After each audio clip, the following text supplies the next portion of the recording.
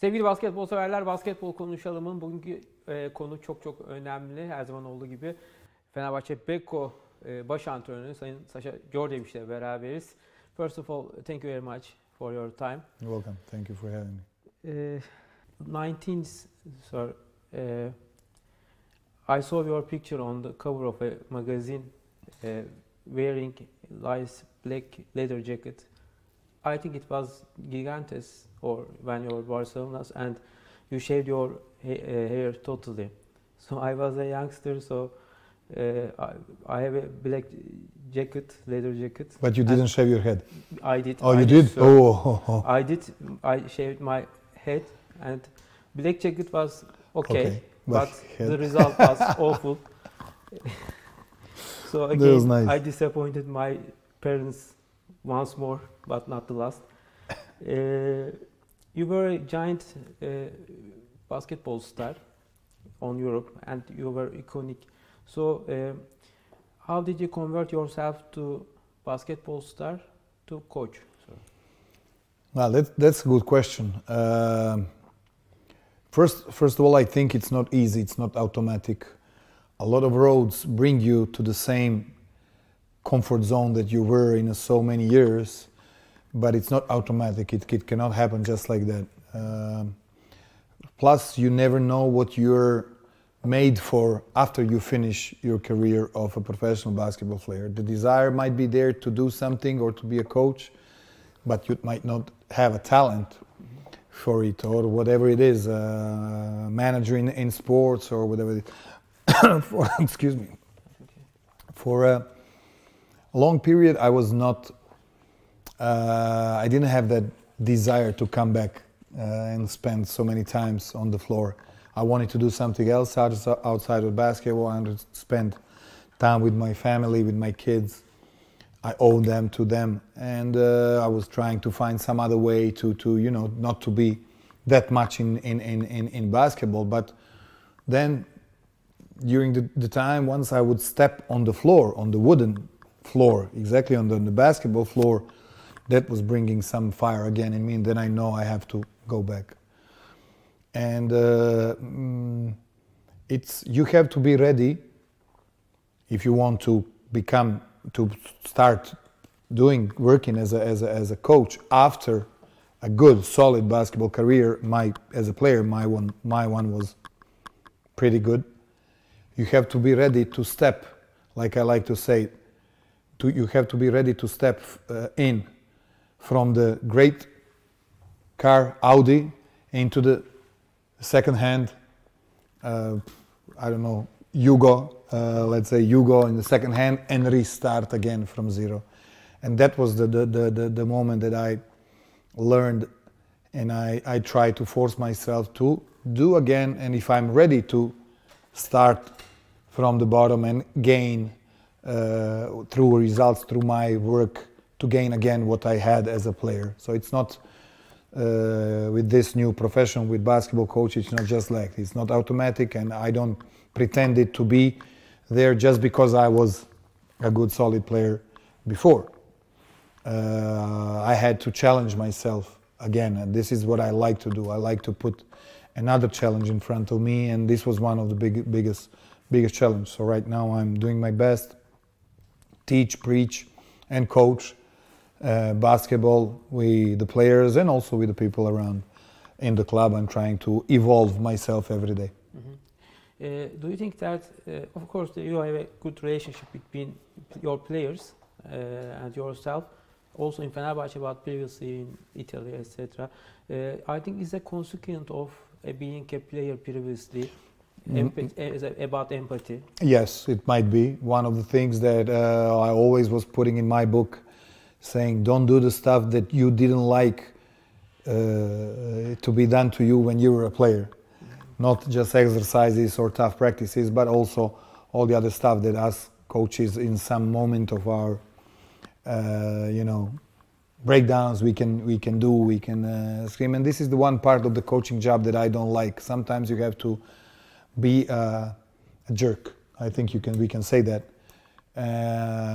Sometimes intentionally, sometimes it just happens, and that's the one part that I don't like. But yes, this thing helped a lot because during the playing period you gain a lot of experience exactly in those relationship moments, and those relationship moments are even sometimes, if not more important, but of the same importance like the knowledge of basketball itself on the floor. It gave me a lot of results, and I'm going to continue to keep on with this path that I've chosen. It is obvious that in bad days, in bad games, or in bad time, you never show someone to give a responsibility to. No. It is obvious. So. No, one bad game I showed it to myself.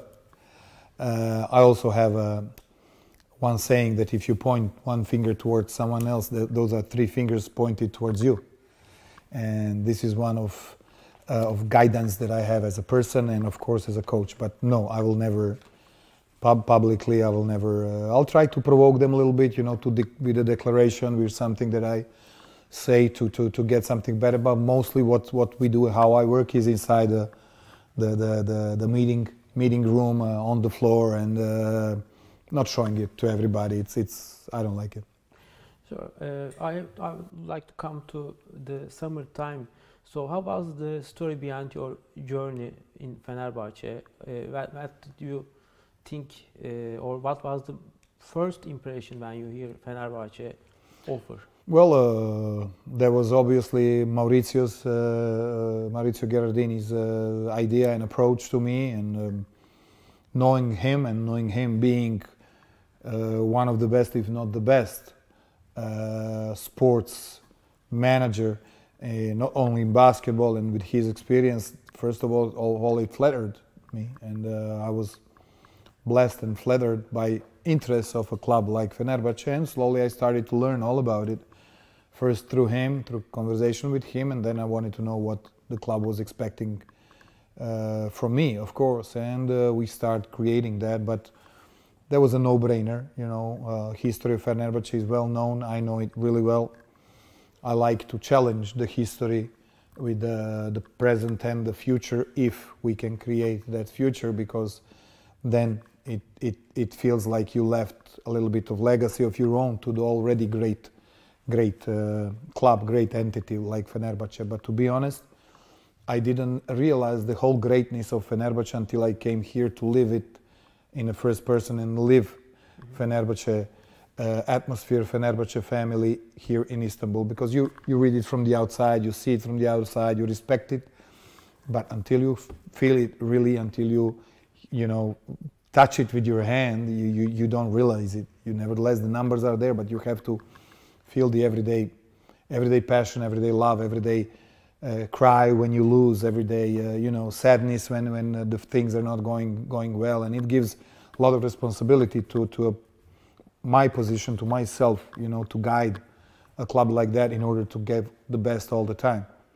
And that was it. The beginning, the summertime was, like it was. Once you come here, you start trying to express yourselves, trying to get to know the other people as soon as you can, but all the starts are not easy,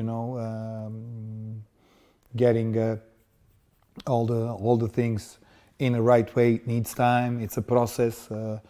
We all say enjoy the process, but it's not always enjoyable. Mm-hmm. Sometimes it's hurtful, sometimes in bad moments, bad losses, you don't live it in the right way, people around you don't live it in the right way, players don't live it in the right way, and you have to find a way to always give a light of positive thinking, a light of enthusiasm that you have to throw, also together with being hard, being demanding, being precise, being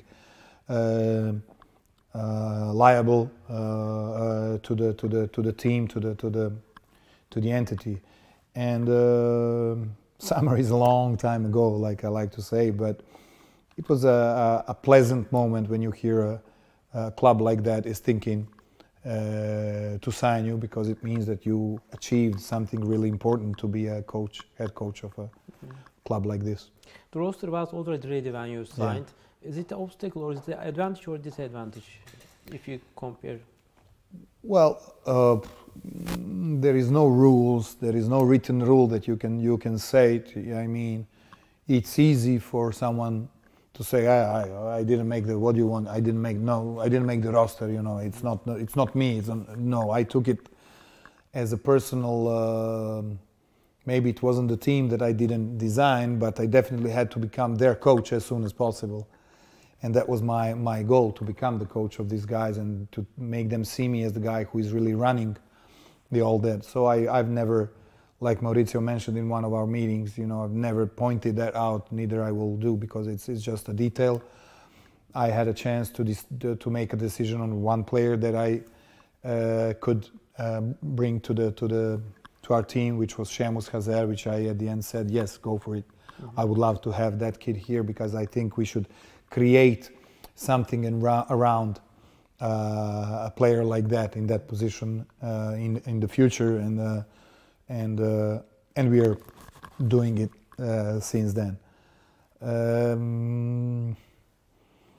But to be honest, I believe that every coach wants to put a little bit of his ideas on the floor in order to be, you know, and responsible, in order to have a more clear guidance, clear picture how to develop the game. Mm-hmm. At the end.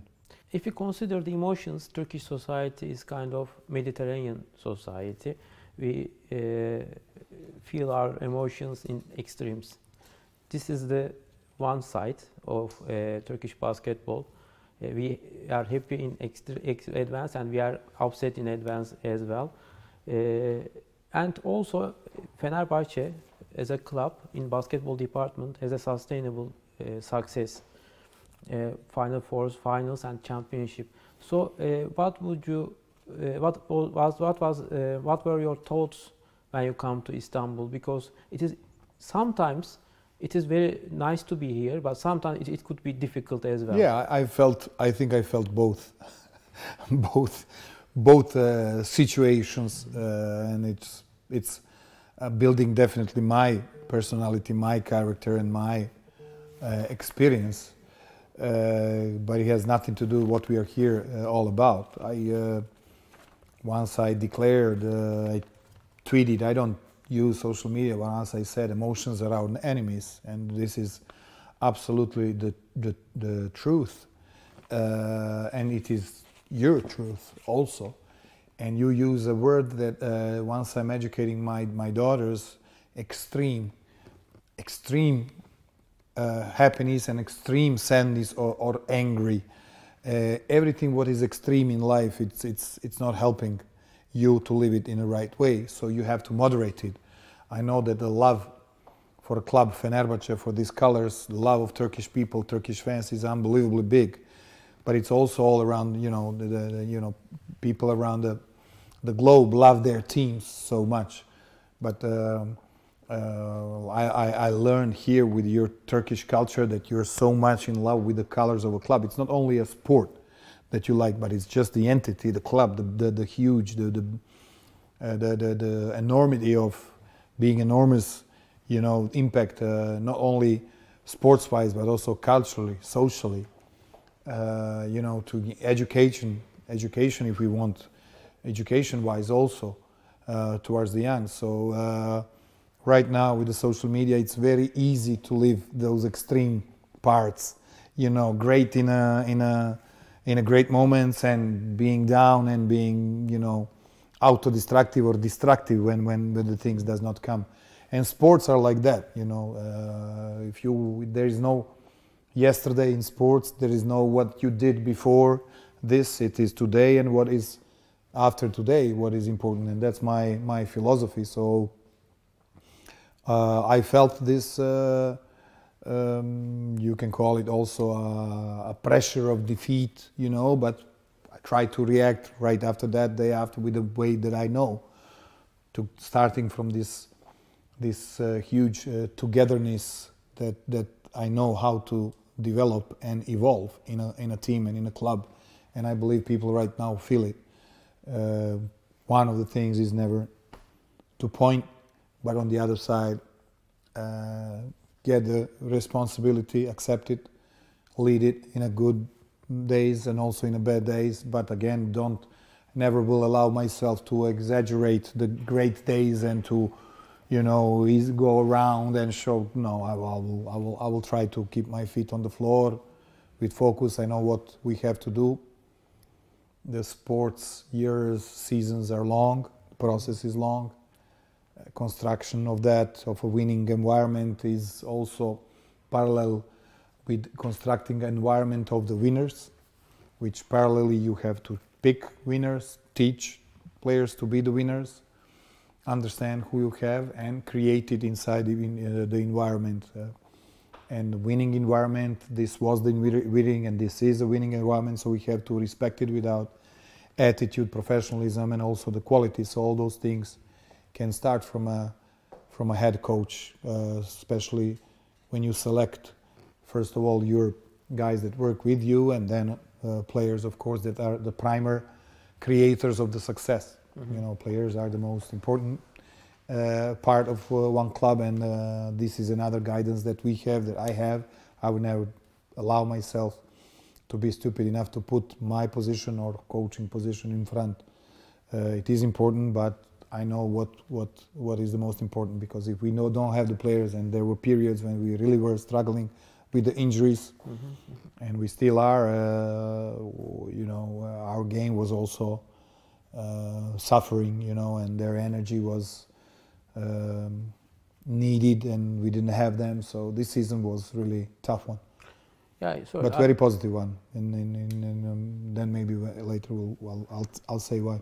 Okay, I've just come to this point. For example, Alsver game, you lose your two players in a powerhouse. I mean, important, the most important, and Jan Veseli. But after that, everything gone very well, and you have a streak, you have a winning series. How did it happen? Well, the thing that was really unfortunate moment for us, and we had, even before that, we had a great month of December, I believe. They injured themselves on 24th of December, and we just started to roll, you know, to understand each other, you know, on the floor. It's, you know, they started to play together really in a nice way. We are extremely competitive, we are extremely positive. The atmosphere, the chemistry was really, you can see it growing, right? Mm-hmm.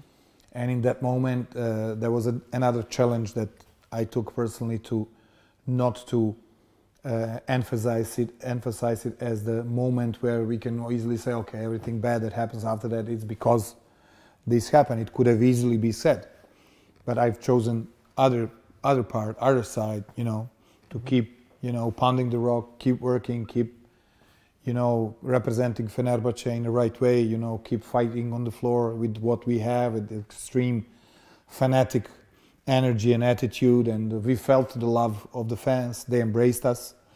They embraced this new, let's say, blue-collar working team on the floor. You know, they saw how much we were fighting on the floor, and it was really great feeling to be a part of that group that felt this love, again from the you know, from the whole club, from the Fenerbahce people and family, and it was very we were very grateful for that. But on the other hand, it was not done. We just have to move on. And now the second thing was, you know, starting with this stupid war going on in Ukraine, and all the situation with all the clubs that were kicked out of the EuroLeague and stuff. It also could be a moment where we as a club can lose our focus, can lose our calmness, our road where we want to go, using it as an excuse, since the EuroLeague took all the wins that we had against three Russians, and we are the only team that took a blowdown in a standings. But again, nothing is over until it's over, and we're gonna fight with a more spirit that we have to get back on the road and try to get to that finals. And I'm telling you, playoffs. And I'm sure that no one would like to play against us in the playoffs, for sure. Especially if we go, you know, with a team that suddenly is starting to get back again with the health, with the players coming back. For example, today was the first day when we held. No, again, we had two players out, Tariq and Ahmed, but it was like 15 players that could play. Jan was maybe first practice full with the team. and also Henry Pierre. So now we're, you know, again in rebuilding this force that we could have, you know, and I'm again starting to be fired up, you know, seeing those guys, and I can't wait the games to fall in. But it's a tough period in front of us with those 4 games in 8 days. It's going to be very, very tough. These now upcoming games. I was coming to that point, the EuroLeague decision, but you already tell us your ideas about it. But I haven't this question, but I would like to ask you. I will tell you, maybe it's a comment, not a question. If you come to Armani Milano game in Italy, at the end of the game, the players were something saying something happened over there. But in Turkish culture, if your neighborhood, if there is a fight, and the wise man, the older brother of a neighborhood, comes to in that fight, so you feel it like a team, and you feel very strong. So in that point, you were just calming down everybody, but something happened over there, you get upset again or furious. Does it? No. After something was said, I took it. I knew what I had to do. I did what I had to do. We said it already. I don't want to again point or say what happened. It's what it will stay there. We reacted in a good way. I believe I reacted in a good way. But after that, some of them, especially I know it was Chacho Rodriguez who came to me to say something that he already didn't hear on the other side. So I reacted even more, defending my team, my club, my players in that way. And then I received a phone call from Chacho Rodriguez the day after, and he was saying he was sorry because he didn't know what I was already doing or saying. But I know in the moments like that, and I'm coming to not to have hot head in those moments, but I think clearly I knew what I had to do, and I really tried to do that. And they understood. We talked after the game. I received their excuses, but that was it. I was still representing Fenerbahce and fighting for Fenerbahce, defending my players in my way, from my position being a head coach. The environment felt very strong, sir, after that moment. I saw it social media. The fans were just pleased about that. Well, I'm head coach. I'm leading in a good, in a bad way. That's me. I had to jump in. I will do it again. Sure. It is, of course, no doubt difficult to live in this tough schedule. Yeah. You play in EuroLeague, for example, in Spain. You come to Turkey, play in Afyon. You go around to Istanbul, maybe 1 or 2 practice. You have a terrible. Yeah, it's a very. The whole year we had this the schedule. The calendar is not giving us a hand. Even the beginning. And how do you motivate? Right now it's a tough period in front of us right now. A lot of things changed due to COVID, canceled games, this, that. Then they put in a game like, I don't know, Alba right now, between the trip after Baskonia, Barcelona, 2 days after that, Izmir against Karşıyaka, and we're coming back, Alba game here on Tuesday. It's really sometimes a magic is needed to really, put like dominoes, or putting like chess. This one is out, this is in, he might play this minutes, this guy, in order to have all of them, healthy and fresh for the game that they're playing.